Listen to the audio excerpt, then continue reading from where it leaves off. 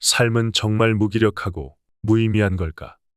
누구에게나 삶이 무의미하게 느껴지는 순간이 찾아온다. 내가 얼마나 열심히 살았는지, 얼마나 많은 돈을 벌었는지, 혹은 결혼을 했는지와 같은 외적인 조건들과 상관없다. 삶의 무의미함은 그렇게 누구나 경험할 수 있다.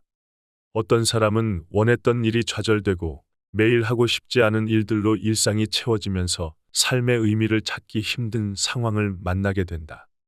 또 다른 사람은 욕망을 쫓으며 내면이 진정으로 원하는 것을 놓친 채 살아가다가 공허함을 느낀다. 또 누군가는 타인의 시선과 기준에 맞추어 살다가 자신의 인생을 온전히 살지 못했다는 깨달음의 혼란을 겪는다. 평생을 열심히 살아오지 않았다면 차라리 덜 억울할지도 모른다. 하지만 나는 지금까지 수많은 출근길을 견디며 주어진 일을 묵묵히 해냈다. 그럼에도 불구하고 무의미함은 불현듯 찾아온다. 마치 내 인생에 구멍이 난 듯 무언가를 잃어버린 것 같은데 정작 그게 무엇인지조차 알 수 없어 막막함이 밀려오는 것이다. 이런 무의미함 속에서 가장 크게 느껴지는 감정은 외로움과 고립감이다. 주변에 사랑하는 가족과 친구들이 있음에도 내 삶에서 소외감을 느끼며 고립되었다는 생각이 든다. 왜냐하면 아무리 가까운 사람일지라도 내 생각과 감정을 완전히 이해하기란 어려운 일이기 때문이다. 삶의 의미란 나만이 느끼고 정의할 수 있는 것이다. 그래서 결국 나만 홀로 남은 듯한 외로움의 고통을 느낄 때가 있다. 도대체 무엇을 어떻게 해야 할까? 다행히도 우리에게는 인생의 의미에 대해 고민해온 역사 속 위대한 선배들이 있다. 왜 살아야 하는가? 삶은 정말 가치 있는 것일까? 삶에는 진정한 의미가 있는가? 행복이란 무엇인가와 같은 질문에 평생 동안 답을 찾고자 했던 철학자들이다. 이들의 생각을 토대로 왜 삶이 무의미하게 느껴지는지, 무의미함이란 무엇인지, 그리고 이를 어떻게 극복할 수 있을지에 대한 답을 찾아보자.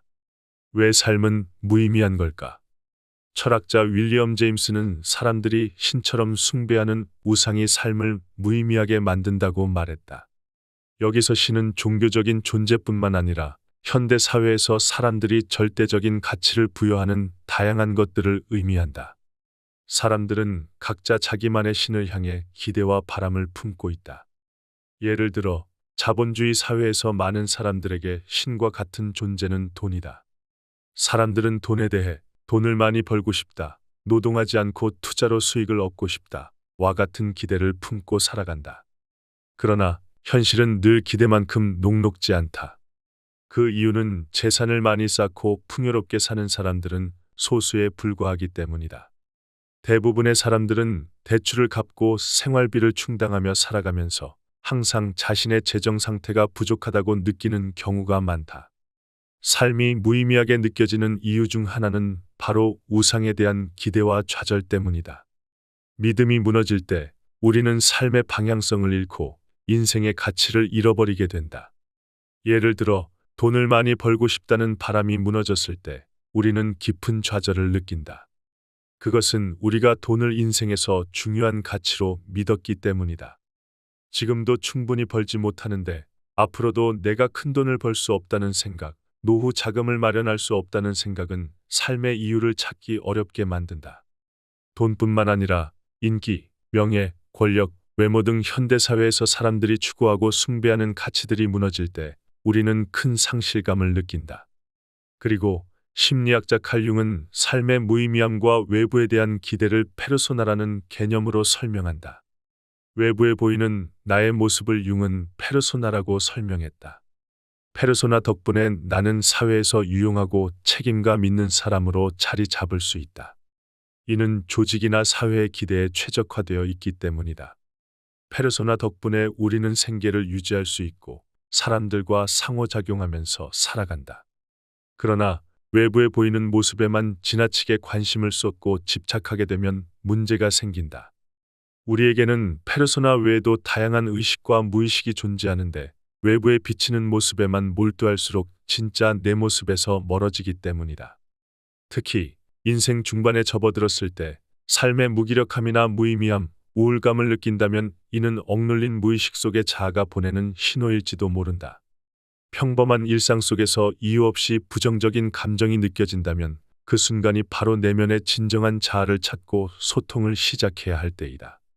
역설적으로 공허함과 무기력함은 인생의 방향을 설정하고 자기 성찰을 돕는 기회가 될 수 있다. 이러한 감정들은 내면에서부터 나오는 목소리이기 때문이다. 외부의 기대나 욕망, 타인에게 맞춰 살아오면서 무시했던 내면의 자아가 보내는 신호일 수 있다. 이것이 바로 공허함과 무기력함의 본질이다. 더 큰 우울감이 찾아오거나 삶의 의미를 완전히 상실하기 전에 내면의 자아가 목소리를 내는 순간이다. 이때 우리는 인생에서 중요한 질문을 스스로에게 던지고 그에 대한 답을 찾아가기 시작해야 한다. 이 질문들은 고통스럽고 무겁게 느껴질 수 있지만 그 속에서 진정한 삶의 방향을 찾는 중요한 전환점이 될 수 있다. 그렇다면 나는 어떻게 나 자신을 찾아야 할까? 첫째, 칼 융은 그림자를 찾으라고 말했다. 우선 외부로부터 형성된 나라는 존재가 내 전부가 아님을 깨달아야 한다. 사회가 만들어낸 나의 모습, 즉 직장이나 가정에서의 체면, 외모, 역할, 본분, 도리, 의무 등에 얽매여 살아가는 나의 모습이 전부가 아님을 인식하는 것이다. 우리는 남에게 보이는 나를 지나치게 중요하게 여기며 살지만 정작 스스로에게는 무관심하게 지내곤 한다. 이제는 내면에 숨겨진 진정한 나와 마주할 시간이 필요하다. 사회 속에 드러난 모습이 전부가 아님을 알아차렸다면 그 다음으로는 내면의 나와 대면해야 한다. 내면에서 가장 중요한 것은 그림자라는 존재다. 그림자는 무의식 속에 있으며 과거의 괴로운 생각과 경험, 해결되지 않은 문제들, 개인적 갈등, 나만 알고 있는 도덕적 문제, 그리고 스스로 별로라고 여기는 모습들이 오랜 시간 축적되어 무의식 속에 저장된 것이다. 그림자는 무의식 속에 숨겨진 또 다른 나의 모습이다. 알아차리기 어렵고 마주하고 싶지 않은 나의 모습은 내가 피하고 싶어서 무의식의 저편으로 억지로 밀어넣었던 기억들이다. 그렇기 때문에 그림자를 나의 일부로 받아들이기가 쉽지 않다. 그러나 내면의 문제들을 성숙하게 해결하기 위해서는 반드시 그림자를 수용해야 한다. 그림자와 함께할 때 비로소 성숙한 삶으로 나아갈 수 있기 때문이다.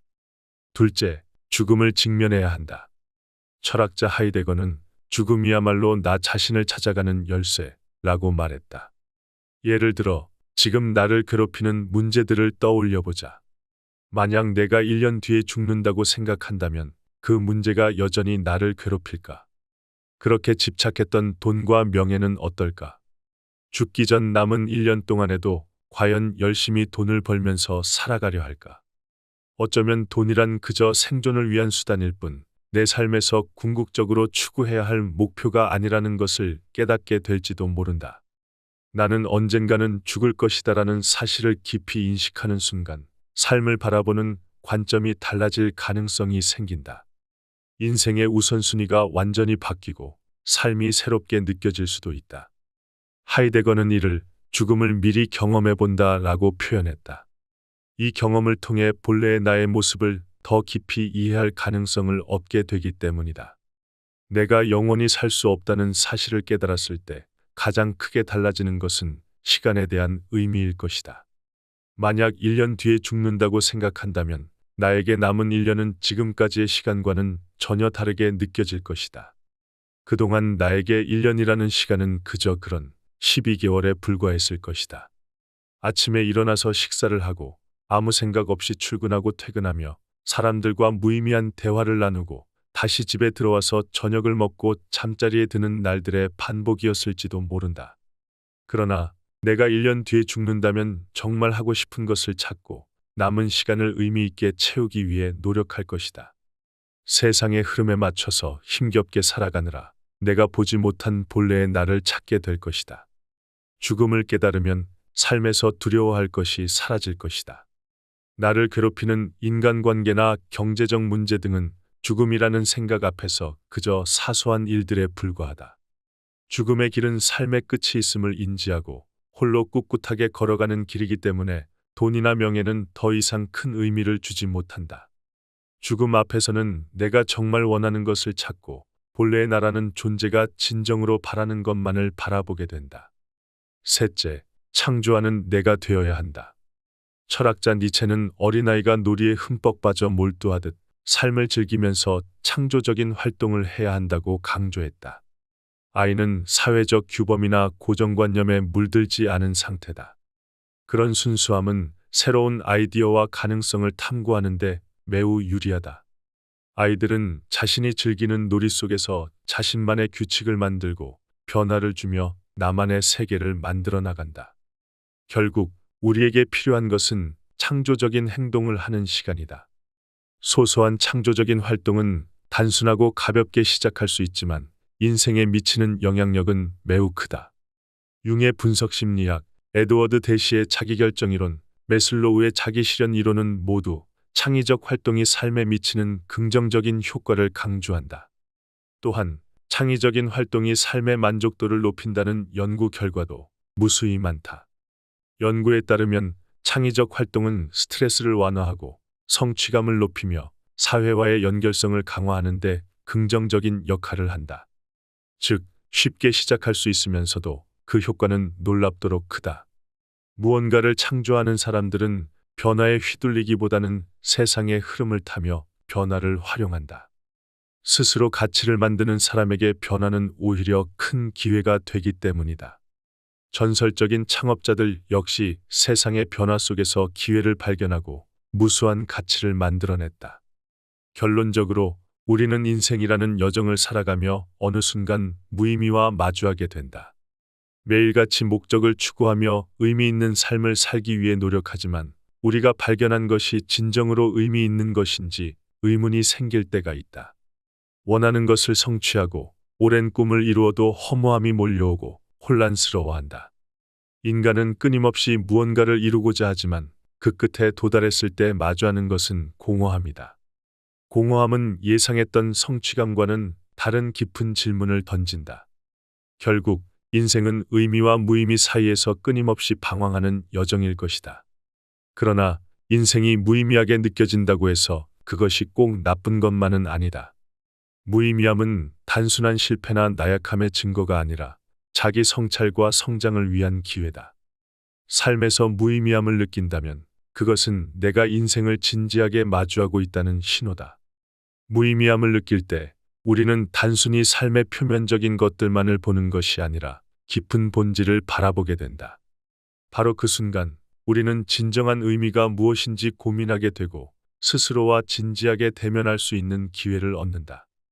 무의미함 속에서 우리는 삶의 중요한 질문들과 마주하고 이를 통해 깊은 성찰과 진정한 성장을 이루어갈 가능성을 발견할 수 있다. 이렇게 우리는 무의미하고 무기력한 하루를 맞이했을지라도 그 덕분에 나 자신을 찾아가는 여정을 시작할 수 있고 더 나은 삶과 더 잘 살아갈 수 있는 삶을 마주하게 된다. 그리고 의미 없어 보이는 일 속에서도 가치를 발견할 수 있다. 무의미한 날들이 반복되더라도 작은 성취를 이루어가며 그 자체로 삶을 즐길 수 있게 된다.